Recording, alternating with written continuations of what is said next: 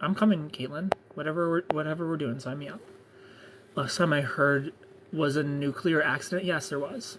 I don't know what's going on with it. Beth, my day so far, I woke up super late, but I'm doing my thing, Beth. How's your day been? Today's gonna be a yoga day, which will be super relaxing. And then Caitlin, my favorite beanstalk, is gonna come pick me up and do nothing. What if you have someone that you love, but if you are married, what will you do? I'm loyal as fuck, Lane. I don't give the opportunity to love somebody else if I'm married. If I have a girlfriend, I don't give somebody the opportunity to steal me away from her. You gotta be loyal, and loyalty means not opening the door for people. Keep the doors locked. I just got home from work and poured a glass of wine. Well, enjoy, Brina. Brina, where do you live where you're already drinking wine? Hello from Florida. Tiger Mara, hello. Thank you so much for the roses, Abby. I'd stay loyal to my spouse. I married them for a reason, exactly. Okay, bet. Come on, then. We'll find something. Today's good. I mean, Caitlin, we can meet in the middle, and if we meet in the middle, we're only 2 hours away from each other. That's not bad. Ash, hello. So see you in 2 hours. You're welcome.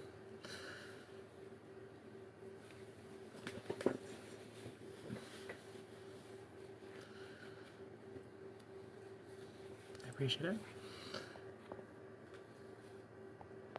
Yeah, you just don't give people the opportunity to fall in love with them. This is true. Okay, I'm for real. Let's go. It's me at this point. Hi, Jack. Yeah, you just don't let people in when you're in a relationship. Like it's so easy to be loyal. You just don't entertain other people. I live in the UK. 5:35 here. Okay, I'll allow it. Face door in their face. No one takes me from my wife. You're definitely the best highlight of my day today. Considering everything is going to hell. Well, I'm sorry, Amber, but I'm glad I can make your day better. Yes, no, maybe so. Pull up, Caitlin. Would you say I gotta be sporty to get started with yoga? No, yoga's really easy.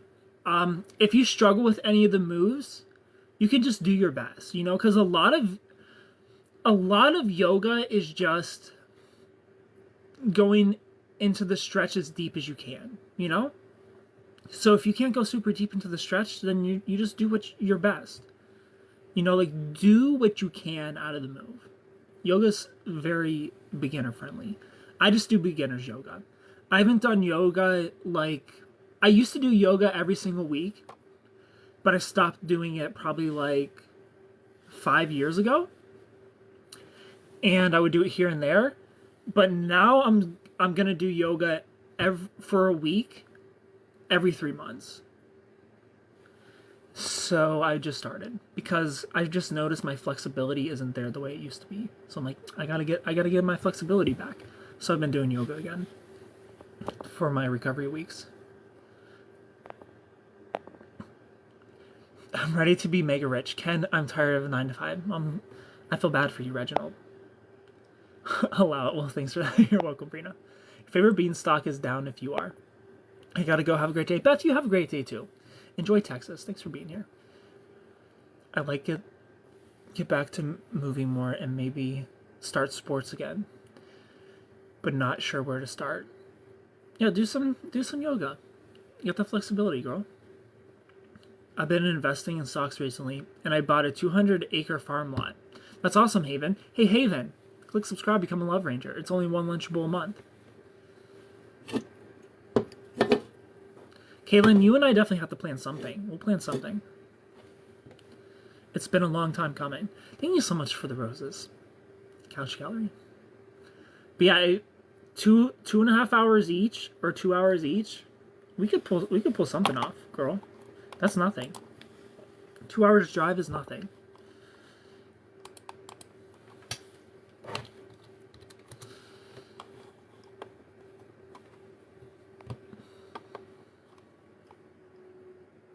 About that. Haven, I don't want to hear it.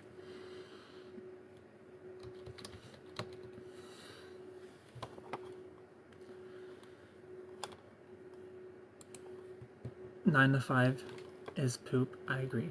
2 hours is so worth a great time. I agree. What did you do for Valentine's Day? I hung out with everybody in the love ship. What did you do for Valentine's Day, Serena Blue Eyes? Alright. I guess it's like 5 hours, but 2.5 hours each. YOLO. I don't use credit cards or cash apps. We'll start. Haven. Let's get that credit up, Haven. It's 2023. You're young. It's time to get that credit up. Caught an undertow. Hello. Krista, welcome.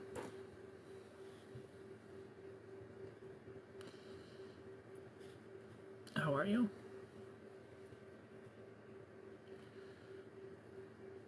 Jashley, hello.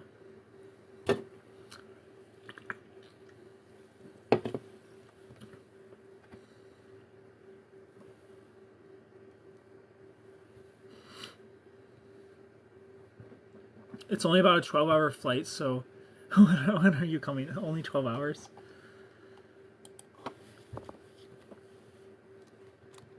No girlfriend yet? Not yet, Serena. Working on it. How about you? Do you have a girlfriend yet?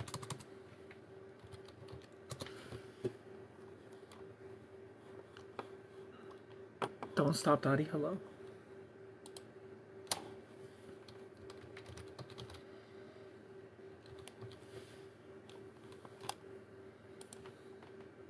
I have lots of girlfriends. You seem like it. Saya and Don't Stop, Dottie. How are you? Thank you for being here.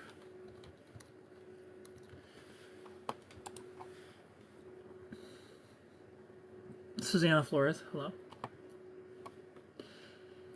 Here's my thought process.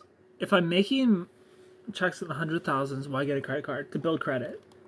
That's why. Because here's the cool thing about credit, Haven. Let me explain to you the cool thing about credit. You know, if you're into investing, for example, and you want to buy like a $100,000 plot of land, instead of giving somebody $100,000, you give them $20,000, and then you have $80,000 that you can invest and make more than the interest. Haven. That's the cool thing about credit. So build that credit.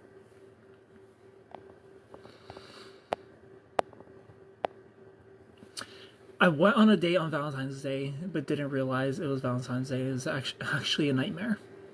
Oh no. Like, when I get a car, I put $0 down when I get a car. Zero. Why do I put $0 down? Because I could take the $1,000 that I would put down and the interest that I have to pay on the $1,000 I don't put down, I will make with that $1,000 in like 2 weeks. There's no point in it. If you know how to invest, $0 down, zero. You know, make that money. Make your money make money. And you should be able to make more money than the bank is going to charge you to hold on to that money. I'm in Austria. That's why I choose to binge watch crime documentaries instead of on Valentine's Day. Law for 120K when it should have been 500K. So 120K with credit. Haven isn't in the US. Not every country requires credit. Haven is from Canada. Who knows where Haven will end up living? Just build it. Just build that credit. Haven. Neela, hello.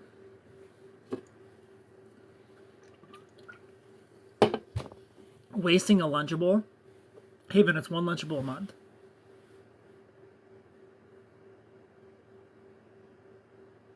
Just one. Haven. Make those pockets hurt.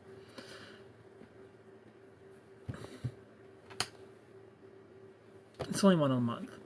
If single moms can afford it, Haven, you can afford it. Tina, hi. Don't let these single moms outshine you, Haven. Melissa Lynn, welcome. Inflation is hitting Europe. Aw.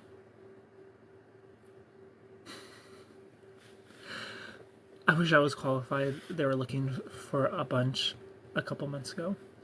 Kelsey, hello. Getting paid tomorrow. The first thing I'm doing is becoming a Love Ranger. Andrea, we love to see it. This single mom just made bank for only working 3 days last week. Hustlers in here. Hustlers, grinders. We love to see it. We love single moms out here killing it. I have $700,000 of cash and no debt. I want my money to make money. Do I need a financial advisor? Pam, I will financially advise you. Pam, I advise you to take that $700,000 and become my sponsor. Become a Love Ranger. Click the star. It's only one lunchable month. And just give me an allowance.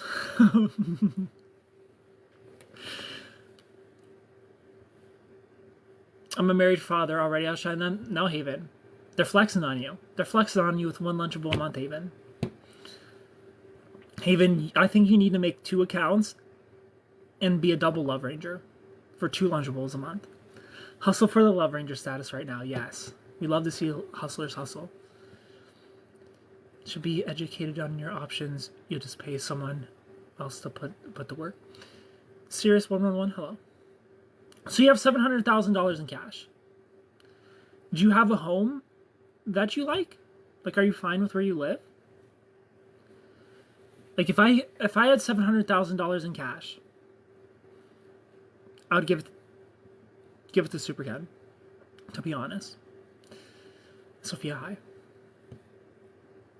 I would just wire it right to Super Ken from Super Ken TikTok. Fernie, hi. How do I get my credit card? Yeah, Haven, get your credit card and then become a Love Ranger.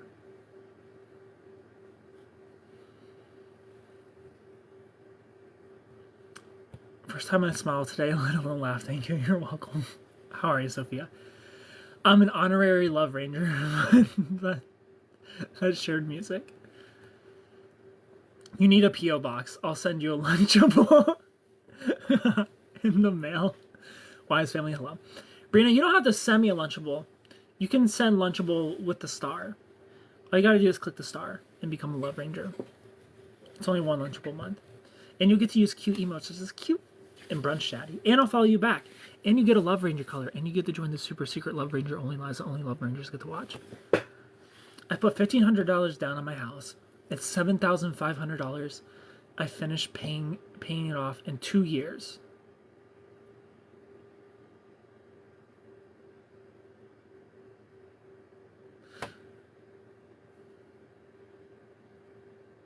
You have $7,500 left. You have $500,000 or so stashed upstairs in my safe, and can't give your boy one Lunchable a month.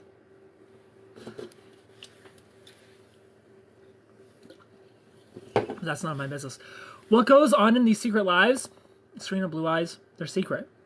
A lot goes on in the secret lives, and we get juicy in the secret lives. I ain't even gonna lie. The secret lives are always juicy. The secret lives, so much juice. Because it's a bunch of Love Rangers just talking. Sharing our deepest, darkest secrets. Snacks are so much better. Should I be a part of this? Serena Blue Eyes, you should be a part of it. Click the star, become a Love Ranger. My house already paid off. Paid off in September. That's awesome. Yummy, hello.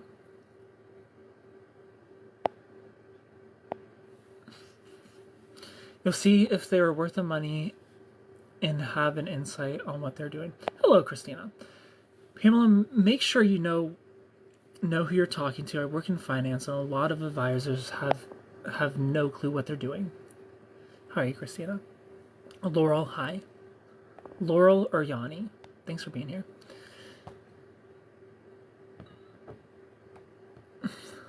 Haven, I think your boy would be just fine with $500,000. I think just fine, Haven. We have Yanni and Laurel in here at the same time.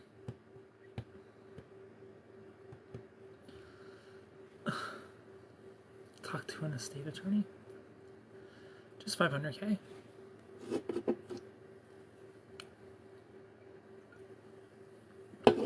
Maddie Hawes.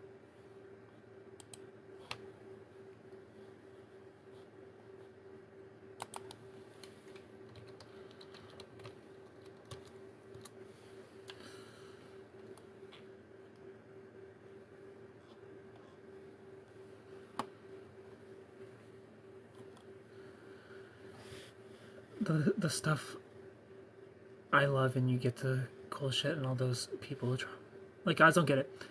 I think it's an attachment thing, Christina. I don't think it's a man-woman thing. Like, I love cuddling my partner after and just laying there and talking. Like, I love just hanging out.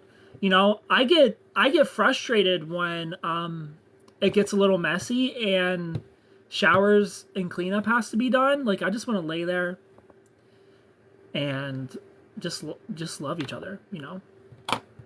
So I think it's more of an attachment style thing and less of a man-woman thing. Because I love it.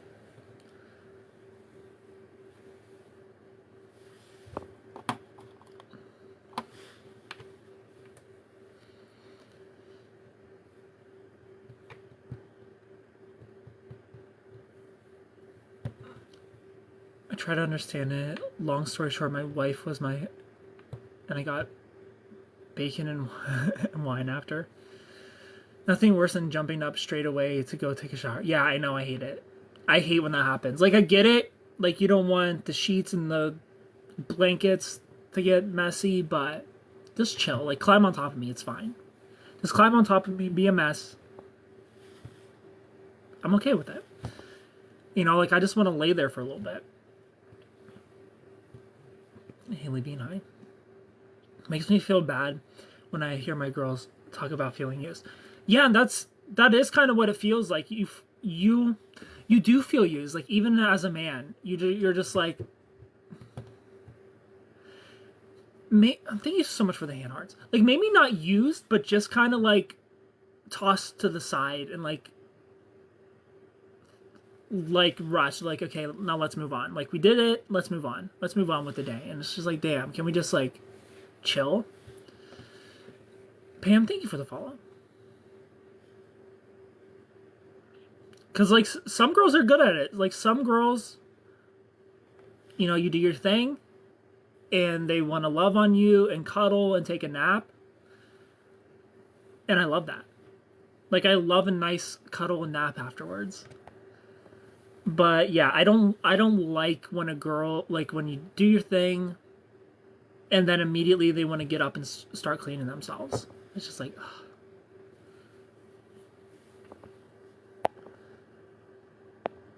I'm so confused. Eliza, we're talking about aftercare. We're talking about being gentle and kind and caring and loving after lovemaking, instead of just immediately getting up, cleaning on, and moving on with your day.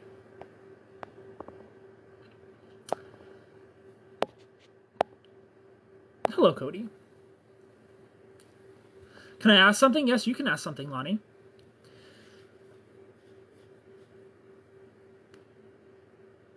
You know why they get up fairly quickly afterwards.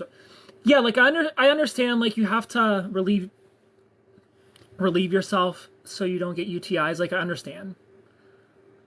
But I just don't like it.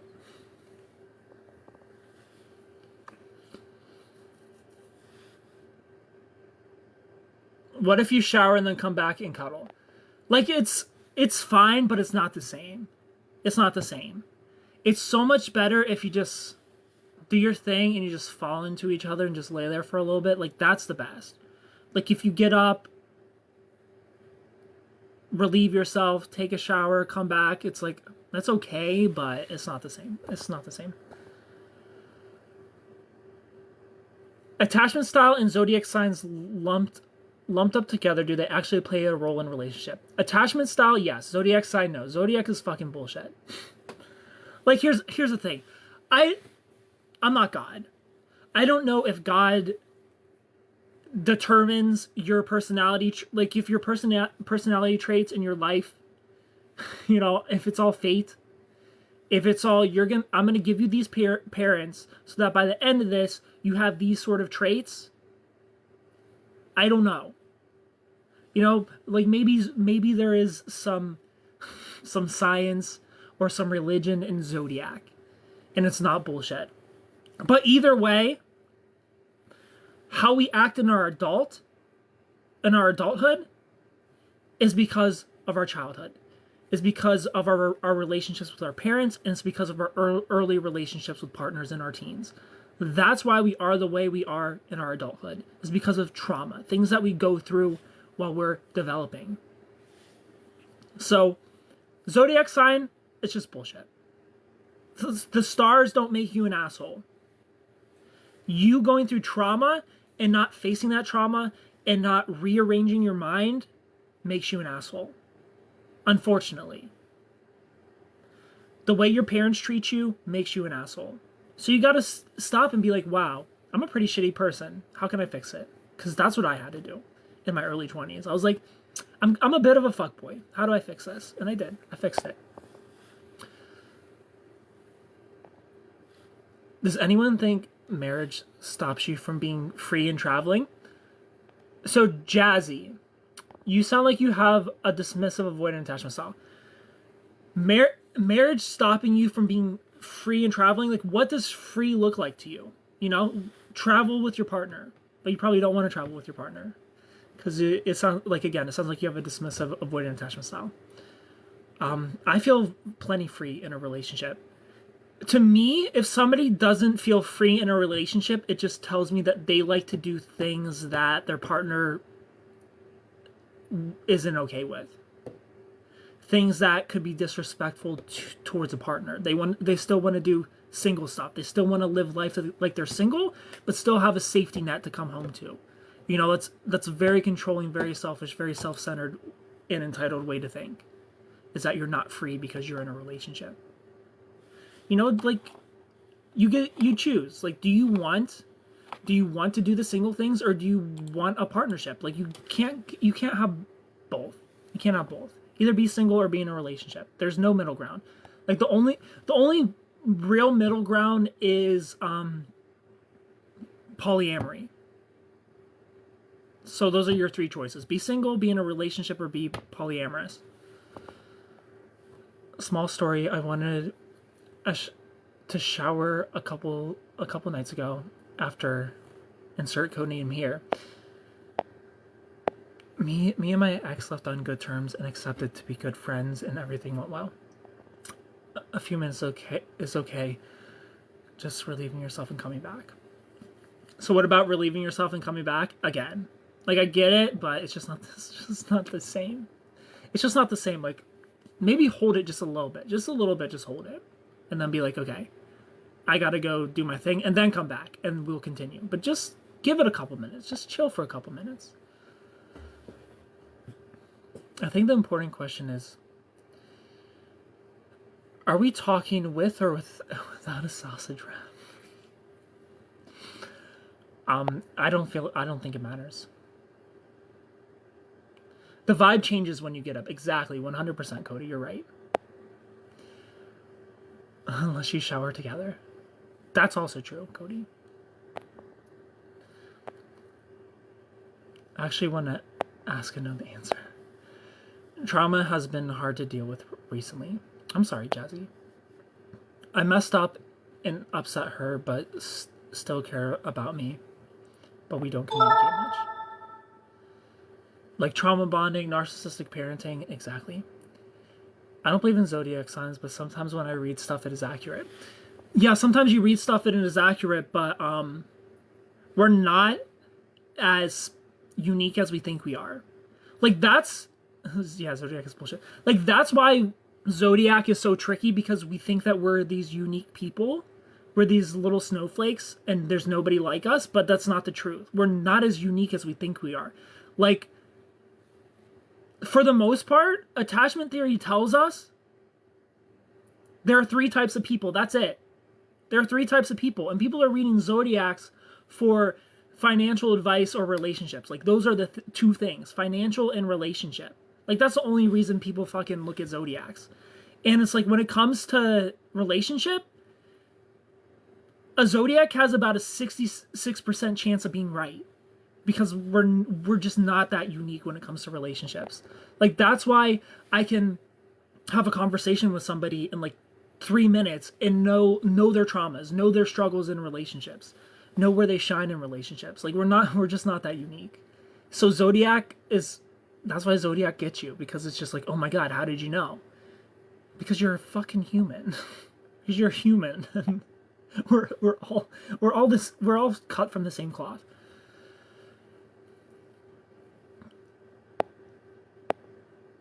My fiance left me because he thought he couldn't be his own person. Oh, so your fiance was a dismissive avoidant person, not you. Free time meaning seeing friends and being them.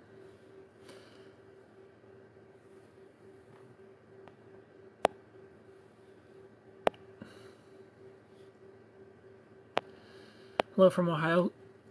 Cute southern girl from Ohio. Thanks for being here. I appreciate you. I'm trying to catch up on the comments. Shelly, hello. Katrina, welcome. Thank you for the roses, Cash Kelly. I feel much more clean and neat after a double shower. Is that actually a thing? I guess. I had a boyfriend who always had to rinse off afterwards. It ruined the experience. I agree, 100%. Like, just wallow in your filth for a little bit.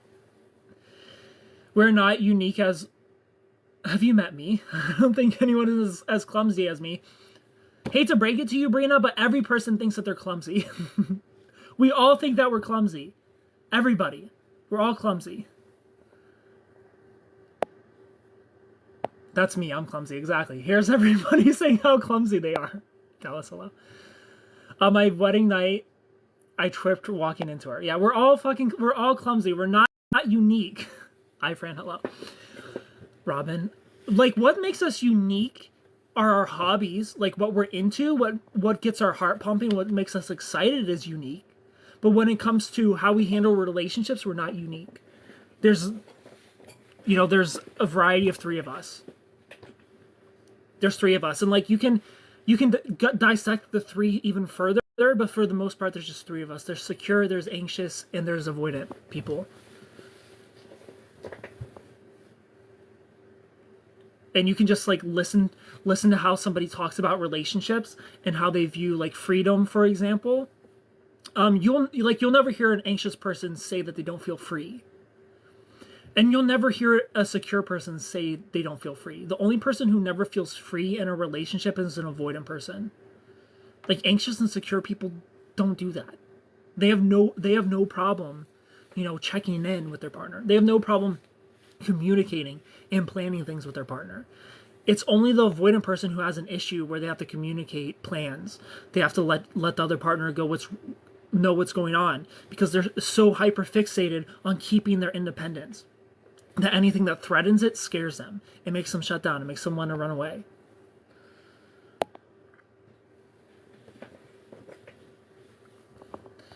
Hello, Wendy. Thanks for the roses.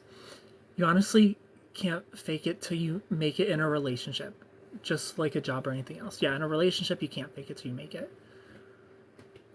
I move my arms and legs and things fall all over me. Communication is my top value in a relationship. Good. That's awesome. So Jasmine, your fiance was avoidant. So do you also struggle with feeling free? Do we have a situation where there's two avoidants here? My first marriage, I was 20, and on our wedding night, he went to a casino, and I was alone, no love.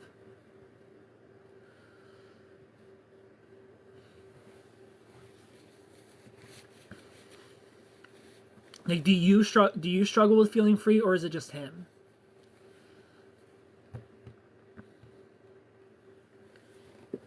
And are you still together, Jasmine?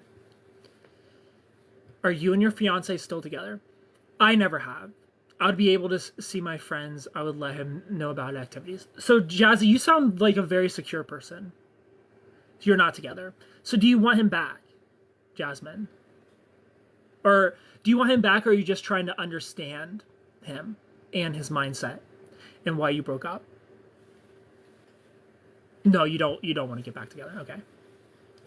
Yeah, so from the sounds of it, Jasmine, you sound very secure. You sound like a secure person. You sound like a very healthy partner. Your fiance sounds like a dismissive avoidant. So any sort of compromise makes an avoidant feel suffocated and like they have to run. And until he realizes he's the problem, which is very rare, avoidants are much like narcissists. They don't think there's anything wrong with them. They don't think there's anything wrong with not wanting or having to communicate to somebody. You know, if you have a need, how an avoidant person looks at a need is like, well, I don't need that, so you don't need it either. And I shouldn't have to. I shouldn't have to communicate. I shouldn't have to tell you what plans are going on. Like you're you and I'm me. You live your life, I live my life. Basically, being in a relationship with an avoidant is like having a roommate that you sleep with. That's literally what it is. They don't want to communicate. They don't want to sacrifice. They don't want to compromise. They want a relationship with a cat. You know, like you take care of yourself. And when I call for you to come on my lap, you hop on my lap. But until then, you're on your own. That's what a relationship with an avoidant is like. And they feel suffocated with any sort of communication. And it's so rare that they self-reflect and they're like, I need to work on myself. Some avoidants do. We have some avoidants who follow me, who are regulars in the Galaxy of Love, in the Love Ship. You know, we have avoidants that come in here. But they're self-aware avoidants. That's why they're healthy. Because they're working on themselves. They don't accept their unhealthy behaviors. You know, like even if you're an anxious person, like we are not stuck with our attachment style. We can heal it. We can heal. Like I was very anxious by the end of my narcissistic relationship. I started that relationship secure. And by the end, I'm like, why do I want to blow up her phone? Like what's going on in my head where I want to call her 1,000 times until she picks up because she's not picking up? What's wrong with me? And that's when I learned about attachment style. I was anxiously attached from all the abuse over the years with a narcissist. But I healed it, and I'm back to being secure. Like, we can heal ourselves. Like, I still have my moments of anxiousness. Like, I'm not 100% secure. Like, I'm not perfect. But we always got to be working on ourselves. Always self-reflecting and seeing how we're being unhealthy. And avoiding people just rarely do that. How do I let go of past trauma and its effect on my self-esteem so that I can thrive more now? You friend, you got to work on that self-love. Linktree in the bio, go to my Amazon store. There's a book in there called Love Yourself Like Your Life Depends on It. Start there and get some therapy. He cheated on me. I'm trying to understand why he was the way he was. Yeah, avoidants are cheaters as well. Hi, Danny. It's not uncommon for an avoidant person to cheat. Like you don't want to be in a relationship with an avoidant. At least I don't. Like I don't have the patience for it. Like I'm not doing it. I will never date an avoidant again. I'm really liking this equalizing of avoidance with narcissists. Like the only difference between an avoidant and a narcissist is that an avoidant person doesn't a healthy avoidant person doesn't want to hurt you. You know? Like they can still empathize. Like they can still kind of see how their behavior's hurting you and care that they're hurting you. A narcissist does not care that they're hurting you. Like that's the big difference. An avoidant person, like it's all a trauma response, just like being anxious, you know? It's not their fault that they're avoidant. They just had to grow up too fast and learn to rely on themselves. But they still care that they're hurting the person that they love. A narcissist doesn't care. They'll gaslight you. They'll try and flip it on you. They'll make you feel like an awful person of like, stop blowing up my phone. Like they're going to make you feel bad because you're trying to understand why they're not home yet because they said they were going to be home by midnight, but it's 2:00 and they didn't text you at midnight saying they were running late. Where the fuck are they? And now you're the bad person for trying to get some communication out of me. That's what a narcissist does. So that's the biggest difference is empathy. Avoidants feel empathy. Narcissists, very, very little. Narcissists can feel empathy, but it's so slim. It's so slim. And you'll notice like a narcissist is very empathetic towards, or seemingly empathetic towards friends and family, but never the person they're in a relationship with. Because it's fake. You know, they have to trick the friends and family. Like, it's easy for a narcissist to wear a mask around friends and family all the time because they're not with them as much as they are with a partner. Like when you're with somebody every single day for, you know, weeks and months at a time, you can't keep that mask on forever. But with a friend or with a family member, you only have to keep the mask on for a couple hours. That's why they never see it.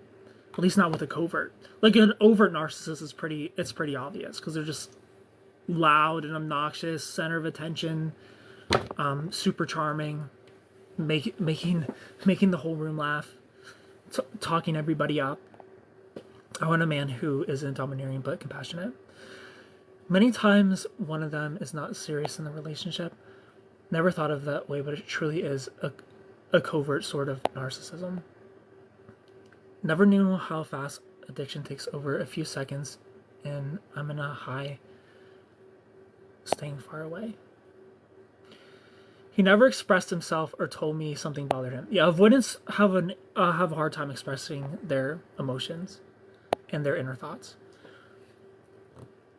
They just don't feel safe to do it. That's why I feel I just left a narcissistic relationship. I feel the same way. I'm slowly healing, just confused. He keeps begging for me back. It was a 11-year relationship. Is everyone nowadays a narcissist? I'm surrounded by them. We're all narcissistic. You know, to ultimately be a narcissist, you have to have 5 out of 9 pervasive traits in the DSM-5 to be diagnosed with narcissism. But my biggest thing that I say is just look out for empathy. Like, that's all I care about. I don't care if you're a narcissist or not. If you hurt me and you don't care, I don't need you in my life. You know, if you're doing things that hurt me or are abusive towards me and you don't care to change those things, I don't need you in my life. I don't care if you're a narcissist. I don't care if you have 9 traits. I don't care if you have 1 trait. If that 1 trait that you have is lack of empathy, get the fuck out of my life. I don't need you. I'm not dealing with it. How do avoidants feel about women having kids? I would assume an avoidant person would probably not really want somebody with kids. You know, that's more people to let down. Because an avoidant feels like a letdown. They don't want to let people down. They don't want to be a disappointment. You know, so they don't get too close so that they can't disappoint you. So having kids, an avoidant person might look at that as like just one more person to let down and not feel like I'm good enough for, and that I feel like I'm failing. So an avoidant person would probably, like, they would probably let you know, like, this isn't going to work. Like, I don't want to be a letdown to your kids. You deserve better than me. And they mean that. Because again, an avoidant person isn't a narcissist. They just seem like one. Like, they just don't want to feel like a letdown. But a narcissist just no empathy. They don't care. They don't care if they hurt you. They're just very selfish, self-centered, which is why avoidant people look like narcissists. Say the book again, love yourself like your life depends on it. So go to my link tree in my bio, go to my Amazon store. I have a whole list of books that everybody has to read. Every book in my Amazon store is a must-read. Why do they cheat? So there's actually scientific reasons people cheat. So the long allele variant of dopamine receptors can lead to cheating. It's in our DNA, April. Some people can resist what their urges are telling them to do. So long allele receptors of a dopamine, the long allele variant of a dopamine receptor, meaning it makes you more antisocial. Antisocial meaning sociopathic, not shy and reserved. Antisocial meaning no anxiety, no care for society, no care to follow rules. You experience anxiety at a lower level than everybody else. And those people it's a 50-50 chance if they're going to cheat, April. And that's why it's important to learn how to control your mind and not just give in to reaction. You know, not just jump to what your brain is telling you to do. Not being so impulsive, because those people are also more impulsive. And that's why it's a 50-50, because half of the population have figured out they've worked on themselves. They've worked to quiet their mind, not jump to cheating. But an impulsive person, you know, they're going to drink and cheat. So just stay away from them. Just stay away from antisocial seeming people. And antisocial is an anti-society. Again, not shy and reserved. Very glad you overcame the trauma. Narcissists take it all, and getting life back was the hardest. So you want affection from others, but still have to the comfort of you. Jazzy, thank you for the follow.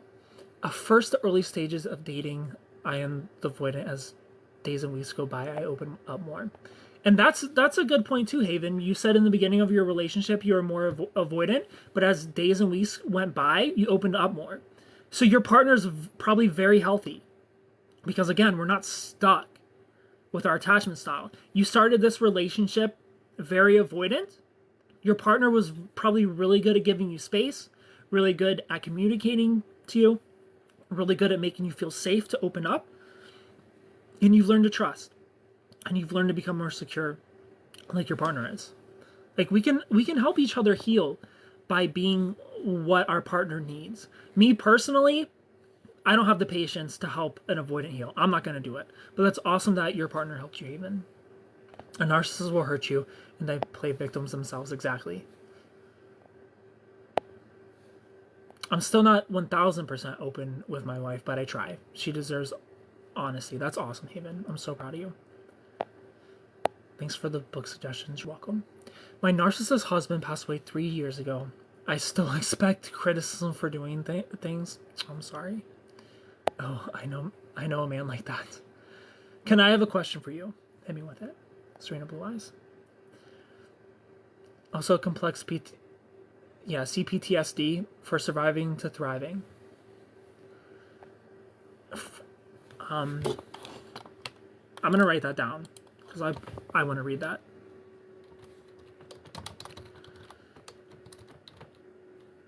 Because I would like to know more about CPTSD. Thankfully, I did not develop CPTSD from my relationship.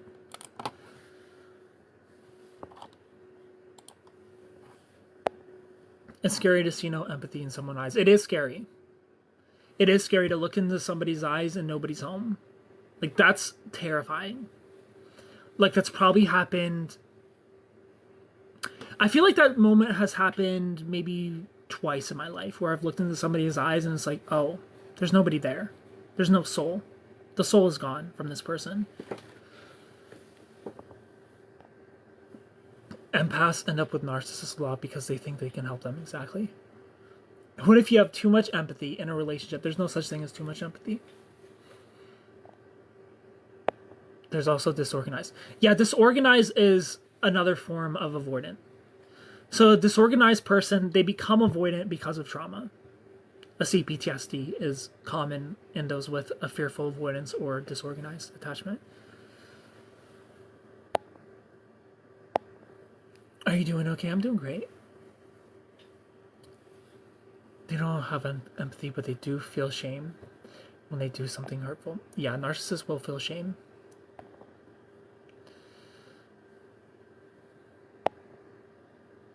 Did you write the books? No, I didn't write the books. They're just a must read.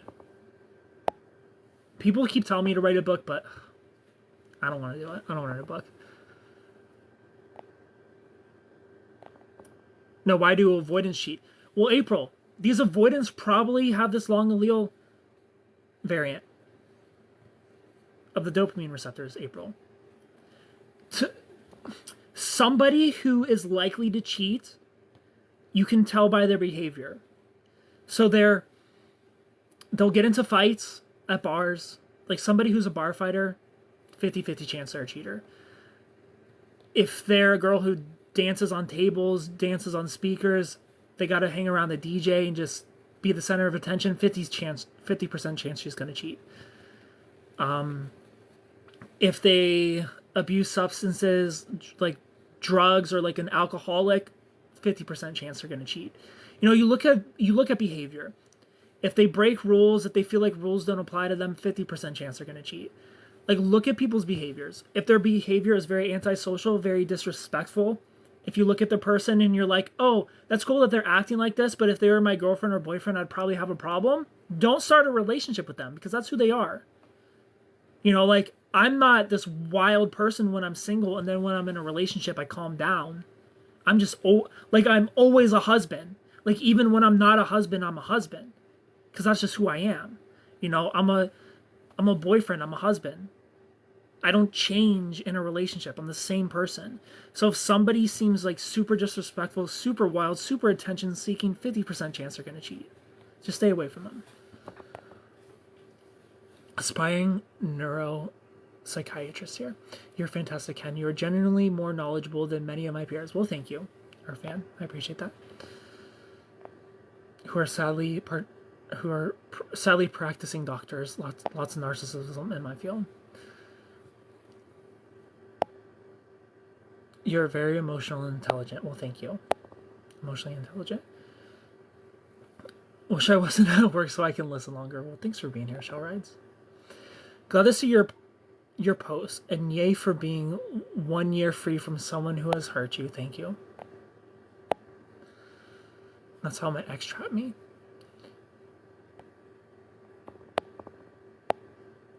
She gave me my time, she showed patience, and that's why I married her. That's amazing, Haven. I'm so happy for you. I avoided him, then he still got my heart. Naturally, most of the time, man loves most. That's how he calls in Mexico. I'm so inspired. I never heard you speak and explain so well. Well, thank you, Dave. It genuinely saved my life, Ken. And a few of my friends. I hope you enjoy. Yeah, I can't wait to read that book. Thanks for sharing your wisdom and guidance for all of us, too. Well, you're welcome. I'm dating someone who's LDS. It's still new, but he's waiting till marriage. I don't want to wait. I feel you, Serena Blue Eyes. I could never. Melee, hello. Should I play the long game? That's up to you.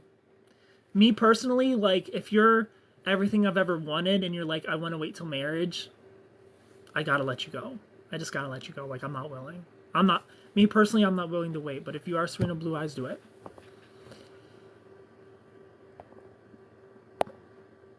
What type of trauma is avoidant? So April, an avoidant person, they tend to have had to grow up too soon. So they would have a parent who's not really present in their life. So they've just had to figure things out on their own. So it's hard for them to rely on somebody because they've been taught that they can't rely on somebody. They can't trust somebody's word. You know, like people have let them down their entire life. So that's the trauma of an avoidant person. It's just having to grow up too soon. Like having to be independent at a very young age, and they carry it into their adulthood. And they don't learn to rely on somebody because they're afraid of it. If I rely on you, then you can let me down. And they also feel like a letdown. They feel like they're going to let every person down. And if you... That's why it's important when you have an issue with an avoidant person is to use I statements. Like, I feel this way. I would feel this way if you could fill in the blank. It would make me feel this way if you make it about you and your feelings and your needs instead of you don't text me enough, you don't do this, you don't do that, because they already feel like a failure and they're like, here I go, like I'm just another person in my life I've let down. And they shut down and they go quiet and they'll say things like, you deserve better than me. You should just go find somebody else who's not going to hurt you because you deserve better. Because they feel attacked. They feel like a letdown. How are you? I'm great, Dr. Smiles. How are you? I don't want to miss out on a good guy, but I also don't want to wait forever and lose time if it doesn't work out. I feel you, Serena. I can tell you from experience, you can't always tell. I used to go up to the DJ booth and dance on stages and couches at clubs. Never cheated in my life. Like I said, it's 50-50, Eliza.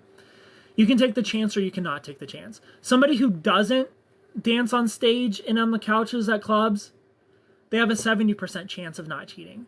Somebody who does has a 50% chance of not cheating. It's actually like 78%. Like only 22% of people will cheat who don't do that. So do I go for the girl who 78% chance won't cheat on me or the girl who 50% chance won't cheat on me? Give me the 78% girl. Because like I said, it's 50-50. Not every single person who goes up to the DJ booth, is up on couches, dancing at the clubs, are going to cheat. But 50% of them do. And I don't like those odds. No, thank you. You're loyal. I am loyal. My husband said that I'm like Beth from Yellowstone.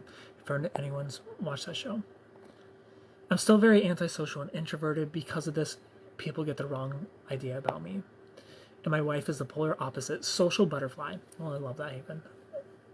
You should honestly write a book. I don't know. Maybe one day. I tried asking for forgiveness and explaining. I didn't get time to delete. If they were otherwise perfect, you wouldn't wait. No, I can't. Love making is too important to me. Like physical touch is my number one, my number one, my number one love language. If there's no physical touch, like nothing else matters to me. So I know that about myself. Like I'm self-aware. If I met a girl who was perfect and she wanted to wait until marriage, like I just gotta let you go. Like you're perfect, ish. You know, I gotta let you go. And maybe I'll regret it someday, but physical touch is my number one love language. I need it, or I just don't care about anything else. Like, that's why I like to, before the first date. Because if we don't first, then I don't care. Like, I'm at the date and I just don't care. I don't care. I don't care what we're doing. It feels like I'm hanging out with a friend if we're not physical. For me, personally. Everybody's different. But I know myself. So no, like if she wanted to wait till marriage, she's not for me. But that's awesome. And I'm not gonna pressure her to change her mind. I actually enjoy listening to you today. Not that I not always do, but today seems different. Well, Brina, thank you. I used to be super avoidant and cold, now I'm anxious. Because you're married to a narcissist. That's what happens. Yeah, I am uncomfortable versus you are bad. Exactly. 100%. You need to make it about you and how you're feeling. Not attacking. Not making them feel like they're a bad person. Hi, Jennifer. User 44, hello. Thank you for the roses. I love you. Thank you for the love. Good night from Italy. Maria from Italy. Hello. That you deserve better comes from my insecurities. I know. I have a question. What about if your partner spends all the time he has with his friends? Again, you need to communicate. You know, be like, look, I understand that you love hanging out with your friends, but you got a girlfriend. Spend some time with me. Like, could you set aside 2 days a week just for us and our relationship? And then he's got the other 5 days to do whatever he wants. That's very little pressure. Just give me 2 days and start there, Angeli. But again, make it about your needs. Not like you don't spend enough time with me. You spend all your time with your friends. That's going to make him shut down. That's going to make him resentful. That's going to make him not want to give you anything. So, you know, you're dating an avoidant partner. You need to make it about yourself and your needs. And just ask for 2 days. And if he can't give that to you, then find somebody else. Because 2 days is nothing. Like, if you can't give me 2 out of your 7 days, on to the next one. But I feel like every relationship, at least 2 days of the week have to go to the relationship. At least. Like, once you live together, once you start dating, once you become official, like 2 days got to go to the relationship. At least, if you want to last forever.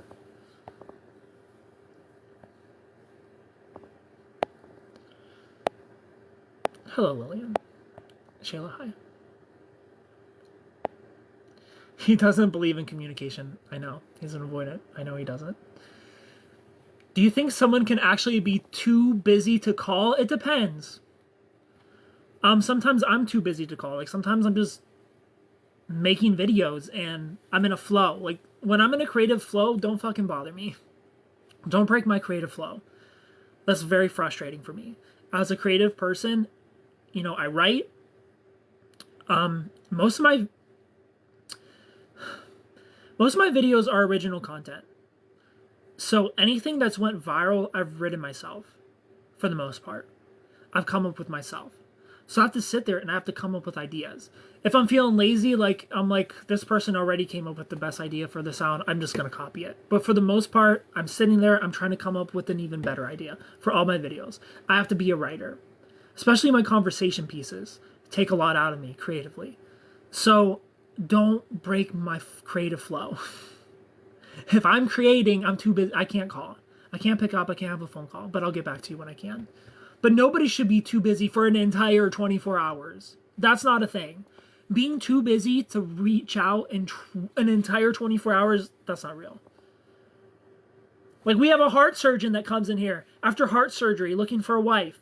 He'll be like, I just finished a heart surgery. I'm a heart surgeon. Anybody in here single? If a heart surgeon can find time to come into my live and look for a wife after doing heart surgery, your boyfriend who works whatever fucking bullshit job at a banking firm can text you. and check in every once in a while.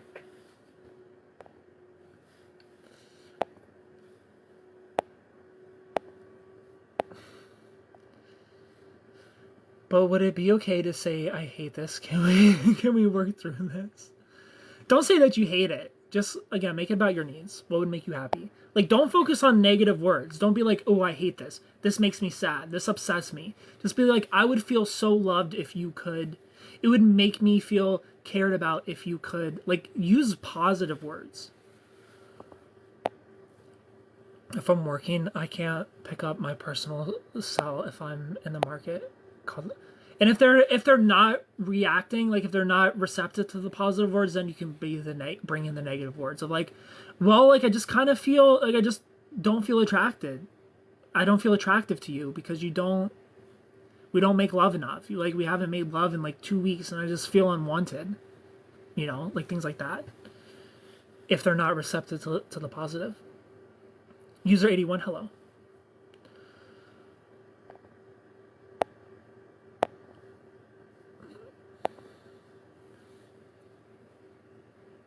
You have to wink before a first date? Yeah, I do. I have to, before a first date, I just don't care. I don't care. But I don't do match and meet. I get to know somebody first. So if I'm meeting up with you, I already know you're into me. Like, I already know that you wanna, before I even meet you. I don't just match with somebody and I'm like, oh, let's get coffee. No. Like, I already know you want it before I show up. I need to meet that man. Heart surgeons are fire. That was funny. Heart surgeons, do you think he was truthful though? I don't know. There's a lot of people who come in here where I just, like, I'll play along, but I don't really believe half of what some people say. What's better, dating or being friends with an avoidant? I would rather be friends with an avoidant. Avoidants are really good friends. Like, that's the thing. I say this a lot, but anxious people are avoidant with their friends and they're anxious with their partners. Avoidant people are avoidant with their partners and anxious with their friends. Like, avoidant people are really good friends because they're always down to hang out. They're always down to escape their relationship. So if you make plans with an avoidant person, they're for sure going to show up. Like, ooh, I get to be away from my partner. I get to have an excuse to not text my partner or be around. Sign me up. I'm there. Like, avoidant, they don't give a fuck what it is. They're showing up. An avoidant person's showing up for a friend. For a partner, they're making every excuse in the world. I don't feel good. I have a sore throat. My fish is sick. Like, an avoidant person spending time with their partner, every excuse in the world. There is nothing stopping an avoidant from hanging out with their friends. Nothing in the world's going to stop them. Like, you could be dying in the hospital and your avoidant partner would be like, babe, my friends, like, they want to hang out. They want to hang out tonight. Like, I'll be back. Like, they don't give a fuck. There's nothing stopping an avoidant person from hanging out with a friend. Have you ever been in a long-term relationship? I have. 3.5 years is my longest relationship. I feel like I need to carry you around in my pocket and pull you out for advice. Hi, Megan. My fish is sick. Stephanie, hello. Like, that's the thing, is like the anxious person will use that excuse for their friends because, an anxious person, they're kind of like introverted. They don't really want to go out and do things with their friends. Like, they don't want to go out to clubs and the bars, so they'll be like, I'm just not feeling it tonight, or like, I have this going on in the morning. Like, an anxious person makes excuses with their friends, but they could be dying and their avoidant partner is like, hey, come over, and they would unplug the wires from the hospital bed and get to their avoidant partner. It's just flipped. Like, an anxious person's making excuses to hang out with their friends, but will drop the world for their partner. And an avoidant person will drop the world for their friends, make excuses for their partner. Things have changed since my dating days, I guess. Like, anxious people are so loyal. Like, anxious people are so underappreciated. They're the best people to date. Like, if you want somebody who's loving and caring and fiercely loyal, will never turn their back on you, find yourself an anxious queen, an anxious king. They're the best. We love somebody who's clingy. And society has flipped that. Like, society shames people for being clingy. But y'all, like I'm telling you, you need to appreciate your clingy partner. If you got a clingy partner, kiss their fucking feet. I'd love to get your opinion on something. Eliza, I'm here. I'm here for opinions. Like, you better worship the ground your anxious partner walks on. They're so loyal. Like, there's nobody more loyal than an anxious person. Guys used to call girls names if they put up first. Here's the thing. Men don't judge you for what you do with them. Men judge you for what you do with other men. If you sleep with me on a first date, it's like, of course, why wouldn't you? But if you sleep with other guys on the first date, it's like, they're not me, so it's yikes, you know? But if it's with me, it's like, of course, why wouldn't you? Why wouldn't you be in love with me? Why wouldn't you be ready to sleep with me on the first date? I'm amazing, you know? Like, men don't judge you for what you do with them. They judge you for what you do with other men. So if you make a guy wait, and then one of your friends get drunk one day, and they let out a story of you having a one-night stand, they're not going to let that shit go. You made me wait, but you're out here having one-night stands? Excuse me? Nah. I only actually hang out with my boys on Saturdays. Monday, Friday is wifey only. Well, I love that even. I used to be an extrovert, avoidant. After marrying my narc, I'm now introverted and anxious. Like, extremely introverted and anxious. Do you think it could be that my narc traumatized me into changing 100%? Eliza. Everybody becomes anxious dating a narcissist. Because every single move, like, there's just no pleasing a narcissist. Like, there's an illusion that you can make them happy, but you can never make them happy. You can never make a narcissist happy. They'll never be pleased with your behavior. They'll never be pleased with what you do. They'll always find something wrong with what you're doing, and that makes you anxious of, like, I'm doing this thing. What are they going to be upset about this? And how can I not make them upset? You know, like, that's your constant mindset. You're walking on eggshells through the entire relationship of, like, I'm going to upset them and they're going to leave me. They're going to abandon me. So if you're avoidant, you're going to be anxious. If you're secure, you're going to be anxious. If you're anxious, you're going to be more anxious. Narcissists make people anxious, and so do avoidant people. Avoidant people make disorganized people anxious. They make secure people anxious. They're much like a narcissist. So I don't deal with either of them. No thanks. No thank you on either one. Angela, thank you for being here. Really love your live. I want to say lives, but it sounds weird. Oh, lives. If the wink is bad, I never call back. I don't care if it's good or bad. That's whatever. I'll get over it. Like, that's another thing, is you also have to consider you're learning each other's bodies. Like, sometimes that could be bad because they're just used to doing certain things with somebody else because that's what their other partner enjoyed. You know, we're all different. Like, certain parts of our bodies are more sensitive than others. Like, some of us, we just need different things. So I'm not going to judge somebody if that is bad. I'm just going to assume they're not used to my body yet. They're not used to my needs. And maybe I'm not used to theirs yet. Like, maybe they feel the same way. Who knows? I just don't care. Like, if we're in the moment, like, I don't care. I don't care if you feel like it's bad, and I don't care if I feel like it's bad. Like, we'll eventually figure each other out. It's whatever. We all need time. Not have a panic attacks and shake. Yeah, so before my narcissistic relationship, I was in a relationship for a year with somebody who was diagnosed borderline. And by the end of the relationship, I would have eye twitches every day without fail. That's how bad the abuse was, the mental abuse. The BPD relationship was far more abusive than the narcissistic one. But I feel because I went through the BPD relationship, I already understood, for the most part, how to handle manipulation and have a shield up for it. So when my partner was being manipulative, I didn't let it get to me like I did in the past relationship, which probably saved me from having CPTSD, is going into relationships with that mindset of not taking things personal and knowing it's projection. When somebody's being negative to you, it's projection. That's exactly it. You keep thinking how your actions will affect them. The retribution afterwards. Is avoidance just a kinder version of narcissism? Avoidance is a narcissist with empathy. They're very self-centered, but they just feel like a letdown. They don't want to let you down. Like, that's the mindset of an avoidant person. They don't want to be a letdown. They don't want to get attached and then just let you down. And they care.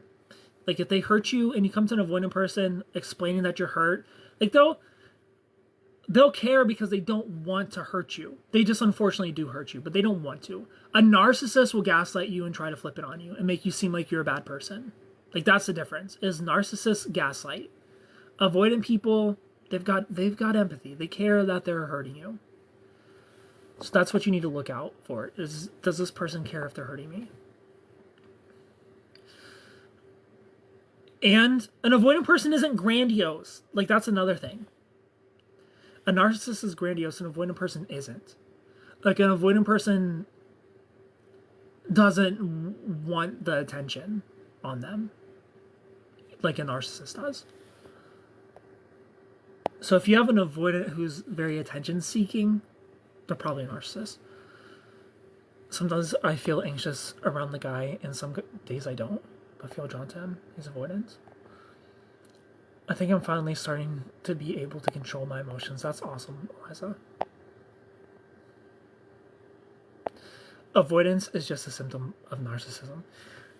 Yeah, but an attachment style, like, we all have an attachment style. You know, narcissists can also be anxious. Narcissists can also be disorganized. Like, an attachment style is just how we act in a relationship. There can be avoidant narcissists and there can be anxious narcissists. Like, narcissism is a combination of at least 5 out of 9 traits in the DSM-5. So there's 9 pervasive traits that a narcissist, they need 5 of them. 5 out of the 9 that they have to be a narcissist. But a narcissist can be avoidant, they can be anxious. If you're concerned you're dating a narcissist, just Google DSM-5 NPD and look out for those traits. They need 5 of them. The one that matters the most to me is a lack of empathy. That's really the only one I care about. Like, okay, you're obsessed with power and money and idealized relationships, whatever. I can deal with that. You think you're the most important person in the room, whatever. I can deal with that. You like to surround yourself with powerful people who are higher up than you so that you can get ahead in life, whatever. I can deal with that. You don't care that you're hurting me, I can't deal with that. That's where I draw the line. You know, like, some narcissistic traits, we need them to be successful in life. We all need and have some narcissistic traits. I can deal with every trait of narcissism other than lack of empathy. Like, even jealousy. Like, jealousy and envy, it's like, okay, I get it. You want to be in my spot and you're trying to tear me down because you're not here. It's whatever. But I can handle it. You know, I'll just let it roll off my back like water. The lack of empathy, that's the one I can't do. So you could have literally 8 out of the 9 narcissistic traits. If it's not empathy, sure. Sign me up. Sign me up if it's not lack of empathy. But if you have 0 of the narcissistic traits except for lack of empathy, I don't care. We're done. You're still in your 20s right now. I'm 31. You can be really nice and avoidant, yes. Like, again, avoidants are great friends. Avoidant people are the best friends. They're not going to say no. They're there. An avoidant person will not cancel plans with friends. So many aspects to narcissism, more than just avoidance, exactly. I still don't think I'm good enough for my wife, but I love her every fiber of my existence. The end result is being hurt. The difference, again, is empathy. Like, me personally, an avoidant person, like, you can have a relationship with an avoidant person, but do you want a relationship with an avoidant person? Are you okay with somebody who's a bad communicator? Are you okay with somebody who shuts down when they're upset? Are you okay with somebody who needs a lot of space, who needs a lot of time with their friends? Are you okay with that? Me personally, no, I'm not okay with that. So I won't date an avoidant person. Like, that's a decision you have to make. Is somebody you consider the love of your life has an avoidant attachment style. Am I okay giving them their space? Like, that's what you need to ask. Like, both are very painful relationships to be in. It's not fun dating an avoidant person. It's not fun dating a narcissist. And I will date neither one. I will not date an antisocial person either. As in sociopathy, a sociopath. I won't date them. And those are my standards. Those are my boundaries. Is you're an avoidant. I am not dating you. I'm not doing it. I'm not going through the pain. I'm not trying to fix you. I just don't care.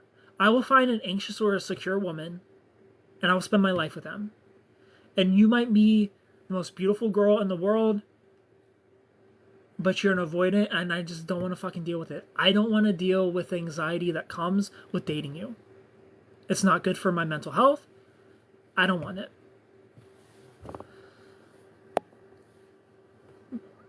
There's the mask, them believing their own lies, the shame, patterns of gaslighting, yes.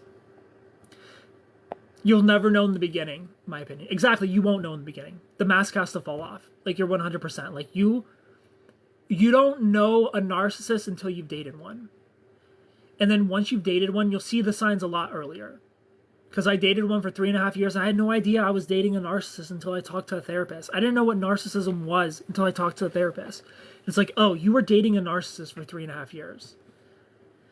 So once you understand what to look out for, you see it a lot faster. Because my next relationship, it took me about a year to get in a new relationship. And when I finally committed to somebody, she asked me to be her boyfriend. I committed to her. And then the mask started to slip in like 3 weeks. Like in 3 weeks, I saw the same patterns that I saw in that relationship. Looking back, I'm like, I'm not doing this again. I'm out. Like you'll see the signs eventually. Like empathy is the biggest. I agree 100%. Lots of hierarchical thinking. We're the best. I'm the best. They are worthless.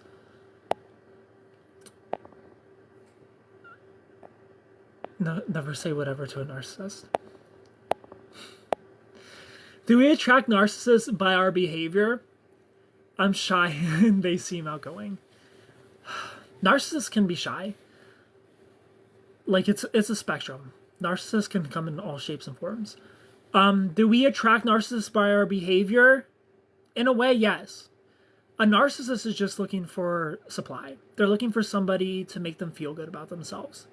So if you're like an anxious person, if you're an empathetic person, if you're an empath, you're really good at making people feel cared about and loved, and a narcissist loves that. You make them feel like the most important thing in the world. And they're going to mirror those traits back and make you feel like the most important thing in the world until you catch them in a lie. And then the mask falls off. Like once you catch them, it's over. And it's never coming back. They'll never put that mask back on for you, ever. Their ego won't allow them. Like once you see even just a sliver of who they really are, it's done. It's done. Like, I don't know. I'm not going to test this theory, but like saying that out loud has me thinking like, what if you manipulated the narcissist back? Like, what if you saw the sliver and you still pretended like they were the best thing in the world? How long would they keep the mask on if you pretended you never saw? It's like taking the peek and seeing Fiona's actually an ogre. Like, what if you just closed the rock and pretended you didn't see that? Like, she's still a beautiful princess. Like, Fiona's not an ogre. She's a princess. I didn't see that.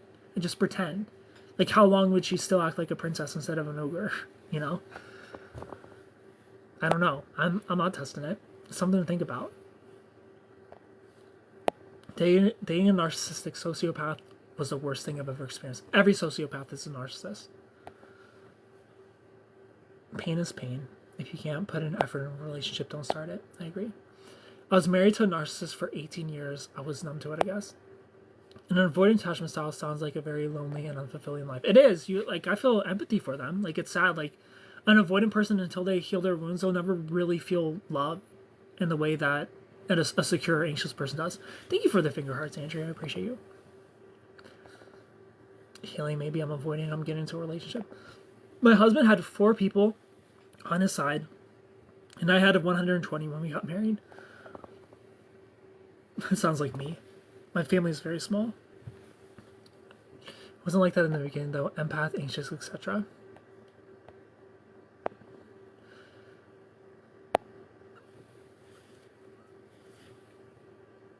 I've done that. They will put the mask back on if you give them full control and rely 100% on them. I swear I can't focus on what he's saying. Well, thank you. Please stay live. I'm headed home now. How long have I been on here? Almost an hour and a half. Drop some corgis and I'll stay on longer. Otherwise, I have to go. It's exhausting for them to keep the mask on. Every corgi, I'll stay on for an extra 5 minutes. But I've been on here for so long.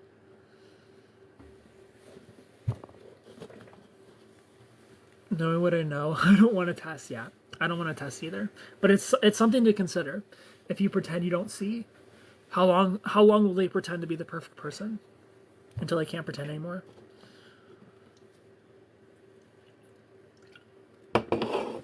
Mary, hello.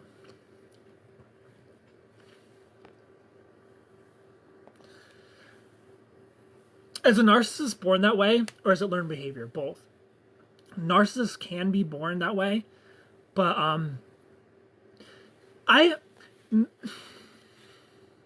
almost wonder if narcissism is genetic, in that it's triggered in the way that a cancer cell is triggered. You know, like we're born, like cancer is genetic. Like we're born with the cancer cells, but based on what we eat, we trigger the cancer cell to come to life.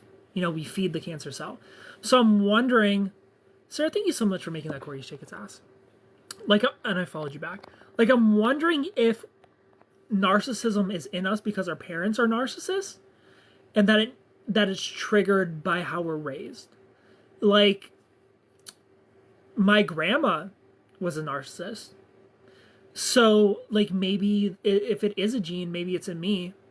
But I kind of raised myself. You know, like, I didn't really spend a lot of time with my parents as a kid. Like, I live in the middle of nowhere, so a lot of my time was spent outside or hanging with my friends. Like, I wasn't around my parents a lot. So maybe that was like a saving grace for me. And it didn't get triggered inside of me. But I've definitely dealt with it a little bit in childhood, but not a lot. He gave me full control for a time, checking his phone. I'm being toxic or controlling. It's carnival time in Greece. The masks are all in place. I wish America did like a carnival time. We all wear masks. Zara, hello. It's been forever. Hi. Lack of empathy can be in the brain if someone has less gray matter, so possibly genetic. Yeah, a lack of empathy. There's. I'm trying to think of what it is. What's it called? There's a hormone that gives us empathy.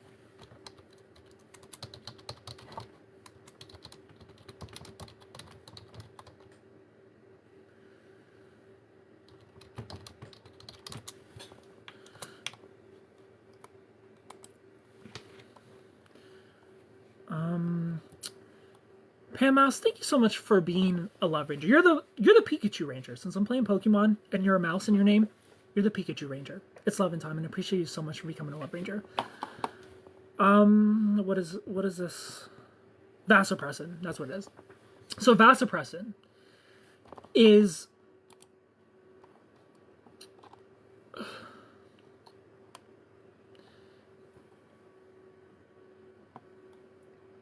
for pair bonding. Vasopressin for pair bonding. So vasopressin, they put vasopressin in these polyamorous prairie voles, because prairie voles are monogamous like humans are. So they took polyamorous prairie voles and put vasopressin in them, and it made them more empathetic, which made them more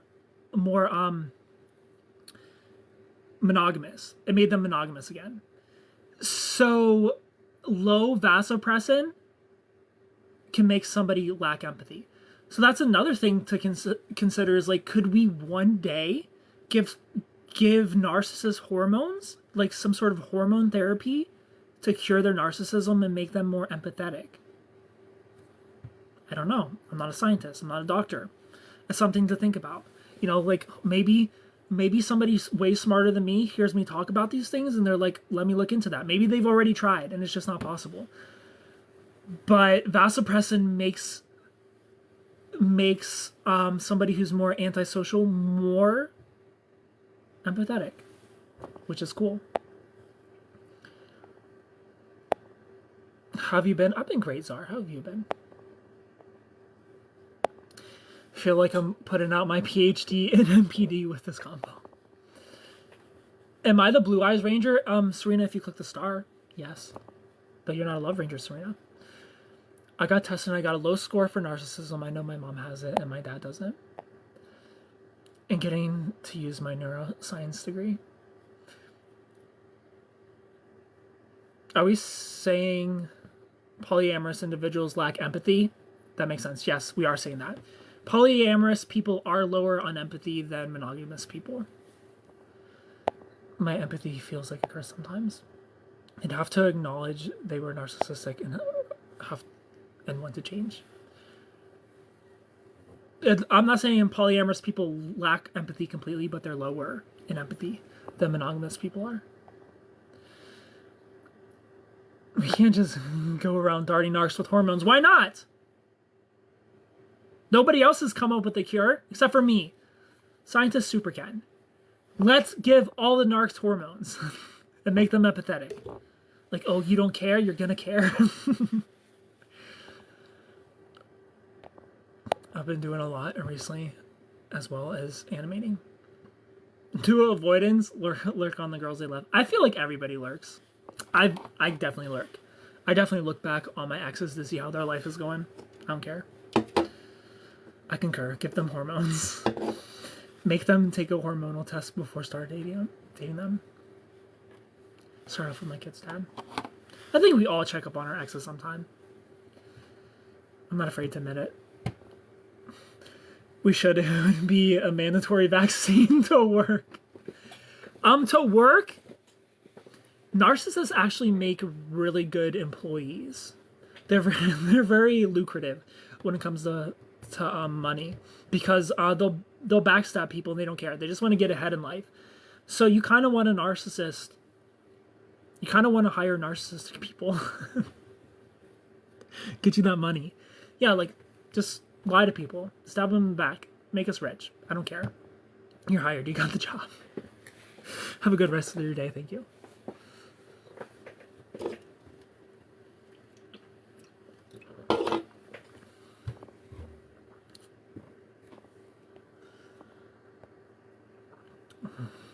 Pay them, don't let him. Everybody who's new here, click the follow button. I appreciate it so much. My mother must have missed the memo. A narc vaccine. Alright. Everybody click the follow button if you're new. I appreciate it so much. Let's get some followers in here and let's get some corgis. The more followers and more corgis, the longer I'll stay on. Otherwise, I've got to go. I gave y'all 5 extra minutes for the corgi. And I appreciate it.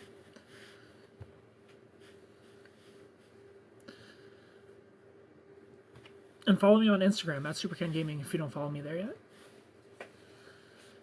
But it is something to look into. I need to talk to a scientist, see if they can figure this out, or a doctor. Will vasopressin in narcissists give them empathy? I don't know. No extra time for me. No. Sarah, thank you. I'll give an extra 5 minutes for our new Love Ranger, Sarah. Sarah Vivian, thank you so much for becoming a Love Ranger. It's love and time. All right, Sarah, you're gonna be a pineapple, be sweet, and wear your crown. You're the Pineapple Ranger. It's love and time, and I appreciate you so much, Sarah. Sarah, upside down pineapple, or you're just into pineapples? I'm looking for the corgi. Eliza, thank you so much for making that corgi shape. Now I'll give 10 extra minutes. So we'll be on for 9 more minutes. To finally sell my live concrete manor. Thanks for being here. Didn't want to send the rose. Well, hope it blooms. Thank you. All the pineapples. So upside down pineapples, yes or no, Sarah? This is important for your Love Ranger color. Because you're either going to be the Pineapple Ranger or upside down Pineapple Ranger. Which would you prefer? I'll let you pick. One of the rare instances you get to pick which Love Ranger color you are. Do you think people look like their dogs? Kind of. I think dogs morph into us. I think there's like science behind that. Drop the skincare routine. Linktree in the bio. Go to my Amazon store. My Amazon store has a skincare I use.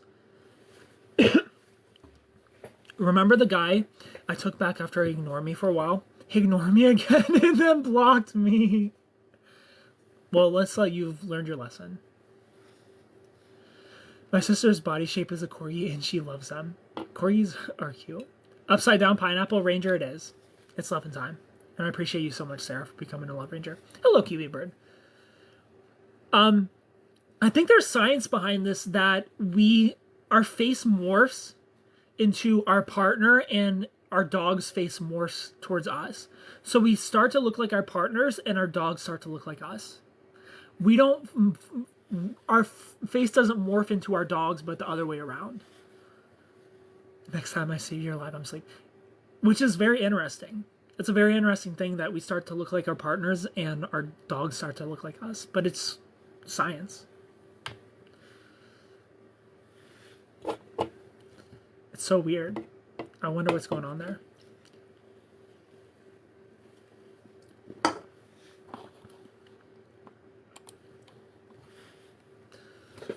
My mom said that my husband and I started to look alike. Yeah, it's real.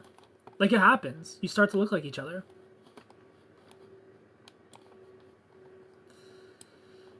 It's true. That's so funny. He's blue-eyed and blonde. I'm brunette and brown eyes. So another cool thing about science is everybody with blue eyes are related to each other. So if you have blue eyes, don't date somebody with blue eyes. That's weird. Y'all are related. You're in the same family tree. Don't be dating blue-eyed people if you have blue eyes. Daniel, hi. Sorry to ruin your blue-eye crush if you have blue eyes. But that's your cousin.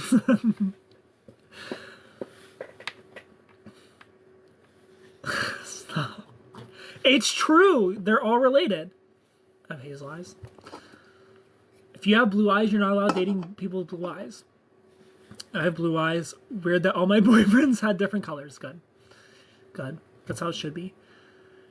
All of my girlfriends have had green eyes. I've only dated one person with blue eyes.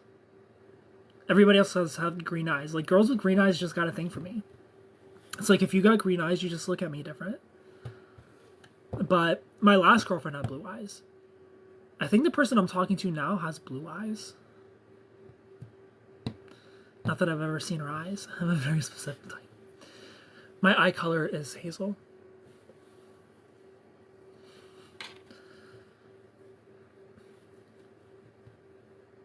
Blue-eyed and blonde looks very preppy. It does.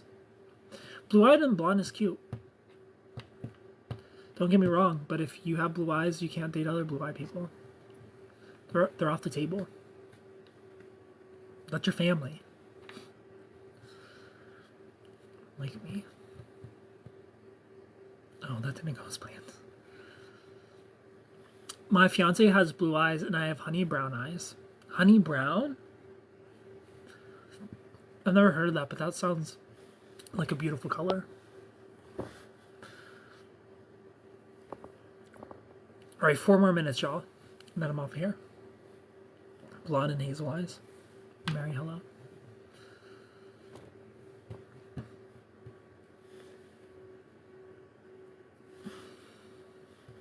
Everybody who's new here, click the follow button. Follow me on Instagram at SuperCan Gaming. I appreciate it so much. Peaches 45, hello. How long have I been on? For 1 hour and 41 minutes. So I owe you guys 4 more minutes since you dropped corgis and you became Love Rangers. We got 2 new Love Rangers today. Hello, Peaches. Spring Sunshine 100, hello. Now we got 2 new Love Rangers today and we got, what, 3 corgis? That's awesome. We're so close to 69 Love Rangers, I can taste it. We only need 28 more Love Rangers. Amy, thank you for the likes. Oh, did I follow my Love Rangers back? Because I'm supposed to do that. I need to scroll back up. Where are my Love Rangers? Sarah, I already follow you. And then who else became a Love Ranger? Mouse. Where's Mouse at? Mouse, if you're still in here, say something so I can follow you. Celebrate the small victories, yes. Because if you're a Love Ranger or you drop corgis, I follow you. I follow you back. Those are the rules. That guy 21, hello. But if you expire, then I unfollow you. Sorry about it. If you're if you expire, I gotta click the unfollow. It is what it is. Melissa, thank you for the follow. Don't take it personal. You just expired. You're not a Love Ranger anymore. But I follow all my Love Rangers.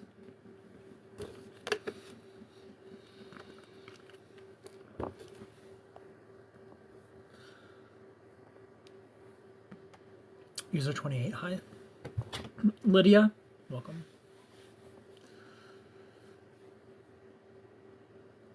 Once you're a Love Ranger, you can't go back. Trust me, yeah.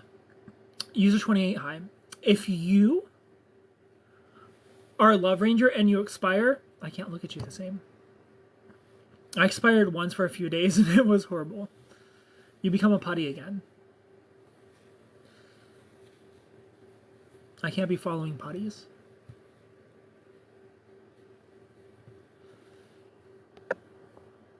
All right, it's time for me to get off here. I love and appreciate you all so much. Click the follow button if you're new. Follow me on Instagram at SuperCanGaming. Thank you for our new Love Rangers. Thank you for all the corgis. You are all so wonderful. I'll see you tonight in the Love Ship. Enjoy your day. Have fun.